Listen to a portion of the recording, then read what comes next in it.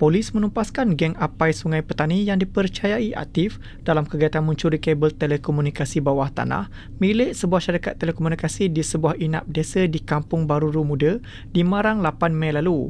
Ketua Polis Daerah Marang, Superintendent Muhammad Sofyan Rizwan berkata, semua suspek berusia 22 hingga 43 tahun yang menyamar sebagai pekerja di sebuah syarikat kontraktor komunikasi itu ditahan jam 10 pagi.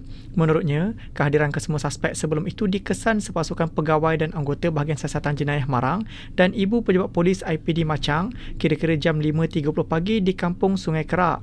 Beliau berkata, anggota yang sedang melakukan pemantauan mengesan kehadiran dua buah kereta jenis Pro 2 Alza dan Azia yang dinaiki suspek sedang memotong kabel-kabel berkenaan sebelum dibawa masuk ke dalam kenderaan dan meninggalkan lokasi kejadian. Muhammad Sofyan berkata, siasatan mendapati kumpulan berkenaan menyamar sebagai pekerja di sebuah syarikat kontraktor komunikasi ketika melakukan jenayah berkenaan bagi mengaburi pihak berkuasa selain menggunakan kereta sewa untuk melakukan jenayah berkenaan.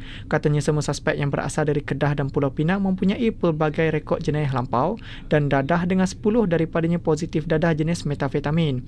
Hasil soal siasat, mereka mengakui terbabit dalam 14 kes curi kabel secara terancang berskala besar iaitu 5 di Kedah, 4 di Pulau Pinang, 3 di Perlis, Terengganu dan Kelantan masing-masing 1 kes. Katanya kes disiasat mengikut Seksyen 379 Kanun Keseksaan.